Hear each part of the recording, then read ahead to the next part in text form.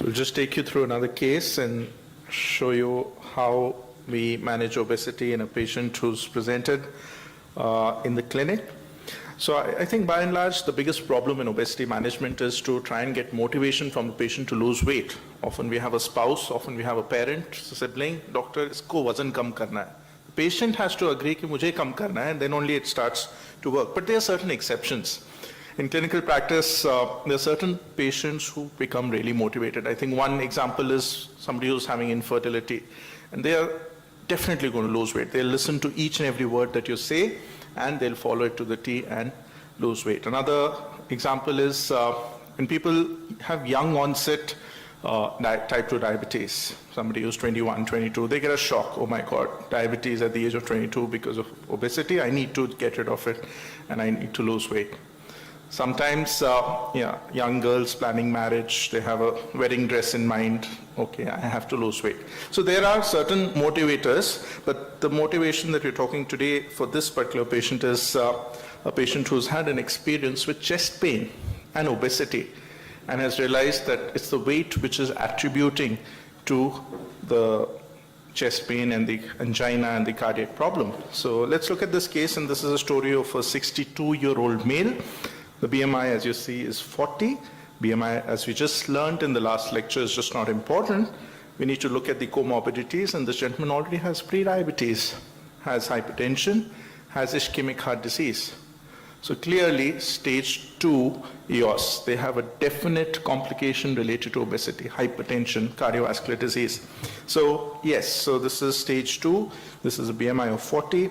Already tried weight loss in the past, lost some weight, but really not continued. And this is the point that I was trying to make in the first presentation where I was talking about weight regain. So in this particular patient, there has been no sustainable weight loss.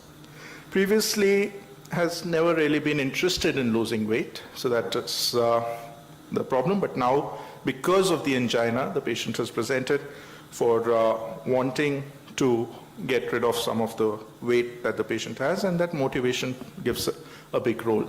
So what we're seeing here is a patient who's got prediabetes and obesity along with hypertension and probable ischemic heart disease.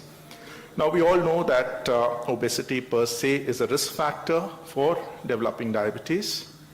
We also know that prediabetes is a risk factor for developing diabetes. But when we combine obesity in a patient who's got prediabetes, the odds is 17-fold. It's much, much higher. And it's not, I mean, we well know that diabetes is a risk factor for cardiovascular disease, but prediabetes is also not that sane as it may sound like, especially for us in Indians. And this is a paper from Dr. Mohan's group where we know that Indians in particular just zoom in from pre-diabetes to diabetes. The Western literature and what studies I showed in the last slide is from a Finnish database, but from an Indian perspective, we just zoom in. If we have pre-diabetes to diabetes, our risks are probably much more.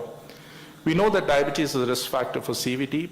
Pre-diabetes is an equally big risk factor. A very recent meta-analysis published in Diabetologia, which is an umbrella meta-analysis. Umbrella meta-analysis means it's a meta-analysis of meta-analysis. 95 meta-analysis they've analyzed and seen how pre-diabetes per se can be a very big risk for mortality for CVD.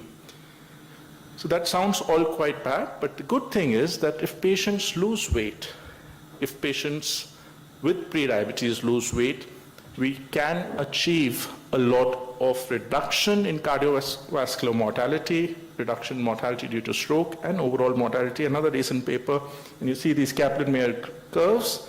These are all patients with prediabetes, with obesity, and once they lose weight, you see the red lines, which are the lowest, so they have the lowest mortality. So even though I said all the bad news about prediabetes and obesity having a high risk for CV mortality, if this patient, the patient who's presented to us with angina, realizes that weight loss is important, we can do much good for him. How do we do that? Yes, lifestyle interventions are important. This is one of the cohorts in Kerala that we follow. Yes, it does help to reduce CV risk. Several risk factors can be reduced by lifestyle.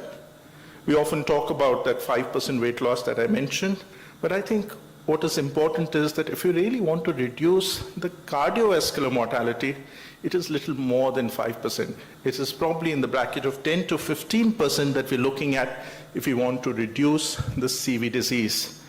And that's why it's important. So yes, we can do that with diet. Look ahead study, one of the biggest studies which has looked at nutritional intervention for weight loss. Yes, if people have lost more than 10% weight, the CV risk does come down. But this is a slide that I showed earlier as well, that weight maintenance is often difficult, and therefore there is a very important role again of medications which is coming up in terms of weight loss. As of now, US FDA approved 5 drugs. We have orlistat and GLP-1 analogs in India. We don't have 3 mg, we have 1.8 mg of liraglutide, but the future is definitely very bright. We have several GLP-1 analogs that can be used for weight loss, which do come into the bracket of more than 10% weight loss, obviously in addition to diet and exercise.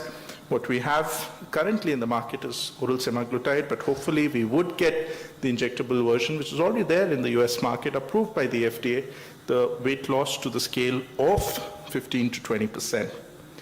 Well, for a patient who's got obesity, also has angina, and many of these GLP-1 RAs today have CV safety data, not only safety, but even protective outcomes in terms of major cardiovascular events. A recent study published last year in NEJM looking at injectable semaglutide 2.4 mg and the quantum of weight loss about 15%. So these are the kind of drugs that do push weight loss more than 10% and can help promote good amount of weight loss. Again, when we look at the CV risk factors, all of that improves, and newer molecules are there in the pipeline being tested, not only globally, but even in India. This is another such molecule, a combination of an amylin analog with semaglutide. Again, the kind of results that we've seen with the phase 2 data are equivalent, almost equivalent to bariatric surgery. And you see this long list, so there are drugs coming up. So the main message that I wanted to leave you with this particular case is, yes, at times you have to take that opportunity when the patient comes to you motivated to lose weight. Never lose that opportunity.